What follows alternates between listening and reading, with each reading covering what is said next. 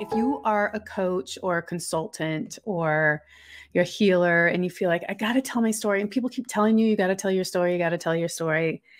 I have to tell you, I talk to so many newer clients in the role that I have as both an instructor for a life coaching course and as someone who really wants to help new coaches get themselves launched. I know it can be real scary to kind of think about how do you tell your story, and you keep hearing you got to tell your story, you got to tell, especially if you're from Journey. I mean, I think the founders of Journey were so great about telling their story and about continuing to tell their story. And there's really strength in that. But I also think that I can help you with it with just three key things to remember when you're crafting your story. And this can be for a lot of things, for your About Me page, or even just having conversations with people. Because here's what happens for many coaches. We've drunk the Kool-Aid. We are all in. We love personal development and we're so excited about it. And for many of us, we've seen a transformation and it feels great and wonderful. And we want to tell everybody that. We want to tell everybody what it's like on the other side of the bridge. And, we want to tell people, oh my gosh, I have all this framework I can help you with and these conversations we could do and this tools that I can give you. But I want you to imagine that you are someone who is in a dark time. And maybe you are in a job that you hate, and maybe you're in a relationship that's not going anywhere. And maybe your circumstances of life, you just feel completely stuck. And someone approaches you with, oh, I totally hear you. You know what? I could help you with that. I have so many things I could help you with. I do meditation and I do yoga and I do all these great things to help you that I know would help you because they help me so much. And my life is so great now. I'm in the career that I love. I'm doing it. Listen, if you're on the receiving end of that, when you're in the darkest spaces, I know if you're like me, I'm like, whatever, peace out. I don't want to listen to that. So what I want to share with you are just three key things to remember when you're crafting your story in a specific way. So it's a better way to serve your potential clients, the ones that you haven't yet booked, by sharing your story instead of selling your services. So sharing your story instead of selling your services. And the first thing that I want you to remember is to meet your potential clients where they are. Oh my goodness, this is so important. Because if you were like in that scenario before where you're in the dark place and someone comes up and says, I can help you. I got this framework I can use. We can coach. I've got all this positive things we can do. We miss the opportunity to really lead with our transformation.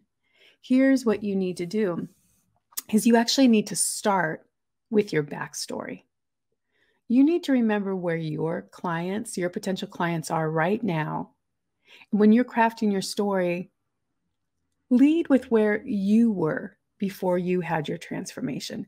What was going on in your life? What was the dark times, the shit that you were trying to go through to get to the other side? Because that instead, when we share our backstory, where we've been, not where we are right now, we're going to be able to connect much deeper with our clients, right? Because they're going to think, oh, she's been there too. Oh, or he's been there too. Oh, he understands, right? By sharing where we've been, we're just providing our potential clients with a sense that we can understand their pain and their current situation because we've gone through our own stuff too.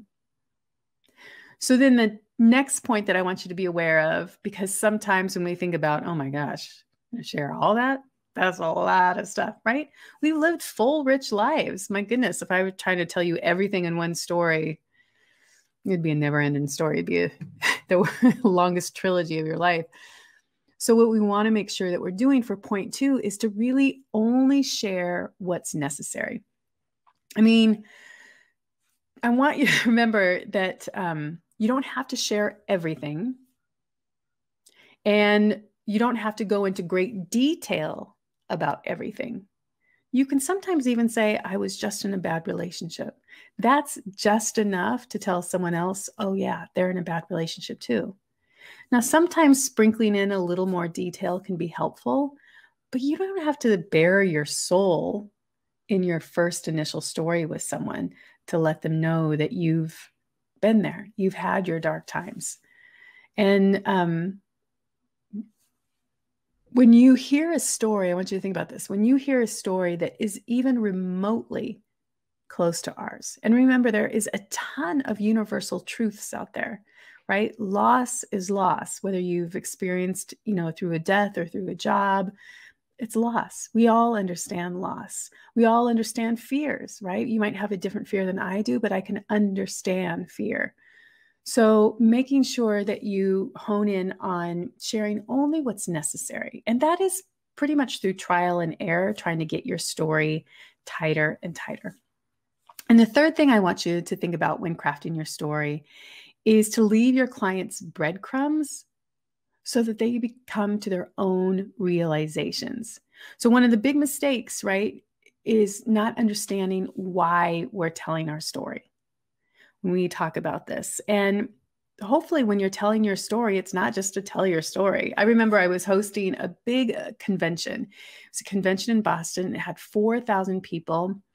And at this convention, my job was to really just get in front of all 4,000 people in the morning, talk about what was going to happen for them throughout the day, set up the different places they could go.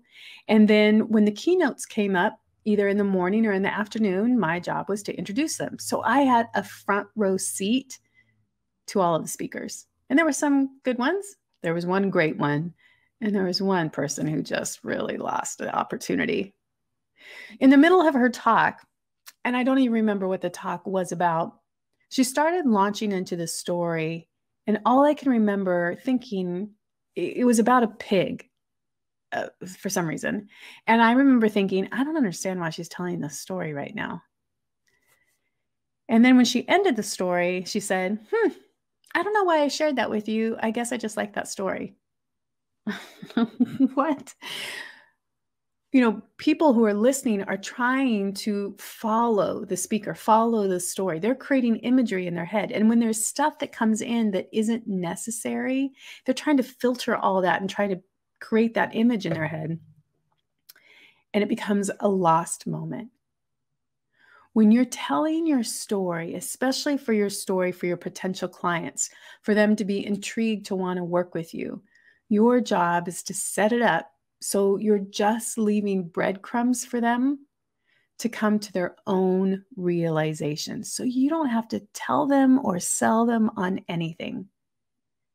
They realize through your transformation, from your time spent in the darkest places to the things that you've done, that you have the keys to help them. That's what you're doing with your story.